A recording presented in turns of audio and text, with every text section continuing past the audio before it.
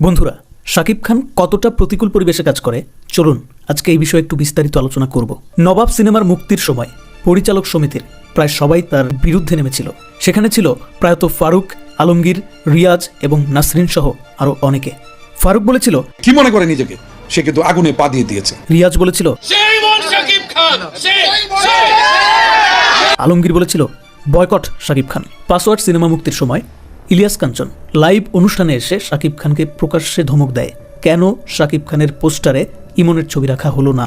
অশ্লীল সিনেমার নায়ক আলেকজান্ডার বোস শাকিব খানকে বলেছিল, কিসের সুপারস্টার, শাকিব শুধু ঈদে সিনেমা রিলিজ করে। নিপুণ নবাব রিলিজের সময় বলেছিল, নিজের ফেসবুক পেজের স্ট্যাটাসে তিনি শাকিব খানকে শয়তান বলে মন্তব্য করেন।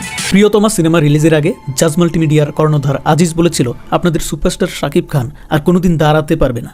এক সময়কার নামকরা পরিচালক দেলোয়ার জাহান ঝন্টু বলেছিল, কিসের শাকিব, আমাকে 100 কোটি টাকা দিল ওকে নিয়ে ছবি বানাবো না। শাপলা মিডিয়ার সেলিম খান একটা সময় যে শাকিব খানের সাথে গলায় গলায় ভাব দেখাইতো, সেই সেলিম খান বলেছিল শাকিব খান নাকি বিশ্বাসঘাতক। কাজী হায়াতের পরিচালনায় বীর সিনেমার পর যখন ইকবালের সাথে শাকিব খানের কোনো একটা ব্যাপারে কোনোভাবেই বনিবনা হচ্ছিল না, তখন ইকবালও শাকিব খানের বিপরীতে হাঁটা শুরু করলো এবং শাকিব খানের প্রত্যেকটা কথায় এবং শাকিব খানের ফ্যানদের সাথেও একটা অন্যরকম বাক বিতণ্ডায় জড়াতে শুরু করলো। আমি সবসময় বলি সুপারস্টার আমার কাছে একটা বাংলাদেশের গল্পের উপরে কোনো সুপারস্টার নেই বাংলাদেশ। এত সব কন্ট্রোভার্সি, অথচ একটা কন্ট্রোভার্সিতেও শাকিব খান মুখ খুলে কাউকে কিচ্ছু বলেননি। তিনি শুধু তার কাজটাই করে গেছেন আর চুপ থেকে গেছেন। এত দিনে তিনি যখন তার নিজের যোগ্যতায় দেশের গণ্ডি পেরিয়ে বহির্বিশ্বের অন্যান্য ভাষাভাষীর দর্শকদের কাছেও সমানভাবে জনপ্রিয় হয়ে উঠতে শুরু করেছেন, ঠিক তখনই আবারও তার আশেপাশের বন্ধুরা, নামধারী বন্ধুরা শত্রুর ন্যায় আচরণ শুরু করেছে। আসলে এর কারণটা কি? শাকিব খান তো কখনো কারো বিরুদ্ধে কোনো বাজে মন্তব্য করে না। সিনেমাতে টিকে থাকার জন্য শাকিব খান তো কখনো ট্রেন্ডে গা ভাসায় না, উল্টাপাল্টা কথা বলে ভাইরাল হওয়ার প্রতিযোগিতায় নামে না। তাকে নিয়ে যে সিনেমা বানায় সে রাতারাতি সেলিব্রিটি হয়ে যায়। যে নায়িকা তার সাথে কাজ করে সে নায়িকা মুহূর্তেই লাইমলাইটে চলে আসে। যে পরিচালক তাকে দারুণভাবে ব্যবহার করতে জানে সেই পরিচালককে শাকিবিয়ানরা মাথায় তুলে নাচে। শাকিব খান তো কারো শত্রু না, শাকিব খান বাংলাদেশের চলচ্চিত্রের সম্পদ। কেন তার সাথে প্রযোজক বা পরিচালকদের সুসম্পর্ক খুব বেশি দিন বজায় থাকে না? হঠাৎ করেই কেন সবাই জায়েদ খানের মতন 360 ডিগ্রি ডিগবাজি দেয়?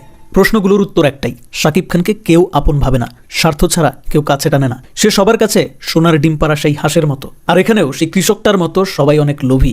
তারা মূলত হাঁসটার পেট চিরে সবগুলো ডিম একসাথে পেতে চায়, আর যখন সেটা না পায় তখন এই সোনার ডিম পাড়া শাকিব খান নামক হাঁসটা সবার কাছে খারাপ হয়ে যায়।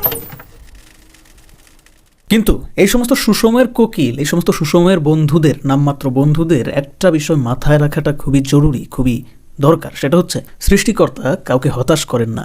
শাকিব খানকে তিনি একটা বিশাল বড় ফ্যান বেস দিয়েছেন যারা নিজেদেরকে সাকিবিয়ান বলে থাকে। তো এই সাকিবিয়ানরা শাকিব খানকে সত্যি সত্যি নিজের মানুষ মনে করে, আপন মানুষ মনে করে, নিজের পকেটের টাকা খরচ করে সিনেমা হলে গিয়ে শাকিব খানের সিনেমা দেখে আনন্দ পায়, যে আনন্দের কোনো সীমা নাই, যে আনন্দের কোনো স্বার্থ নাই।